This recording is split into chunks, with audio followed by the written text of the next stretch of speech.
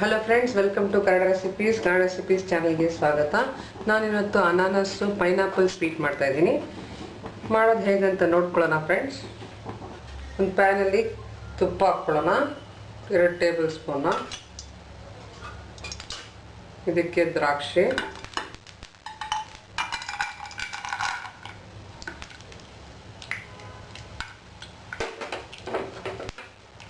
Fry ಮಾಡ್ಕೊಳ್ಳೋಣ.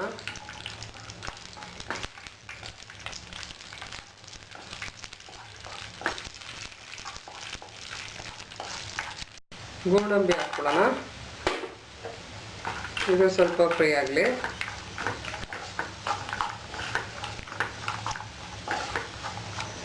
ಅನಾನಸ್ pineapple cut ಮಾಡ್ಕೊಂಡಿದ್ದೀನಿ ಕ್ಯೂಬ್ಸಲ್ಲಿ ಚಿಕ್ಕದಾಗಿ. ಇದು ಮೊದಲು ಹಾಕ್ಕೊಳ್ಳೋಣ.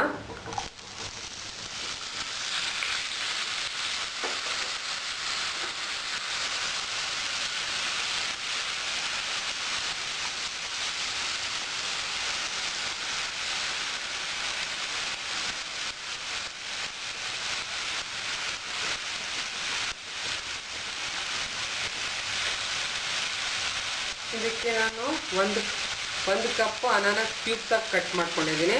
1 ಕಪ್ಪು ಇದು ಮಿಕ್ಸರಲ್ಲಿ ರುಬ್ಕೊಂಡಿದ್ದೀನಿ. ಇದು ಹಾಕ್ಕೊಳ್ಳೋಣ. ತುಂಬ ಚೆನ್ನಾಗಿ ಬರುತ್ತೆ ಇದು, ಮತ್ತು ಅನಾನಸ್ ತುಂಬ ಮೈಗೆ ಒಳ್ಳೆಯದು. ಸ್ವಲ್ಪ ನೀರಿನ ಅಂಶ ಹೋಗೋವರೆಗೂ ಇದನ್ನು ನಾವು ಮಿಕ್ಸ್ ಮಾಡ್ಕೊಂಡಿರಬೇಕು. ಸ್ವಲ್ಪ ಸಾಫ್ಟ್ ಆಗುತ್ತೆ. 10 ನಿಮಿಷ ತೊಗೊಳತ್ತಿದ.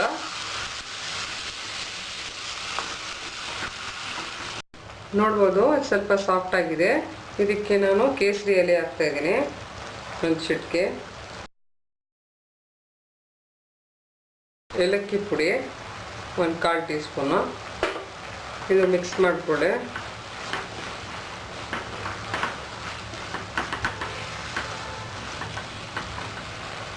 ಇದಕ್ಕೆ ಸಕ್ಕರೆ ನಾನು 2 ಕಪ್ ತಗೊಂಡಿದ್ದೀನಿ. ಪೈನಾಪಲ್ಲು 1 ಕಪ್ ಕಟ್ ಮಾಡ್ಕೊಂಡಿದ್ದೀನಿ, 1 ಪ್ಯೂರಿ ಮಾಡ್ಕೊಂಡಿದ್ದೀನಿ.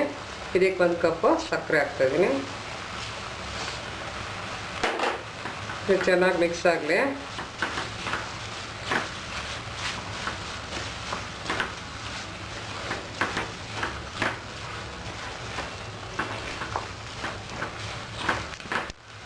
ಸಕ್ಕರೆ ಎಲ್ಲ ಕರಗಿದೆ. ಇದಕ್ಕೆ ಕೊನೆಯದಾಗಿ ನಾನು ಕೋವಾ ಹಾಕ್ಕೊಳ್ತಾ ಇದ್ದೀನಿ, 1/4 ಕಪ್ಪು.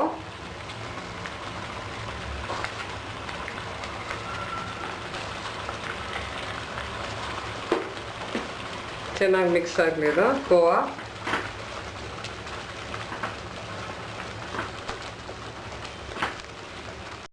ನೋಡ್ಬೋದು ಇದು ಕೋವಾ ಎಲ್ಲ ಮಿಕ್ಸ್ ಆಗಿದೆ ಮತ್ತು ಚೆನ್ನಾಗಿ ಕುದೀತಾ ಇದೆ ಇದು.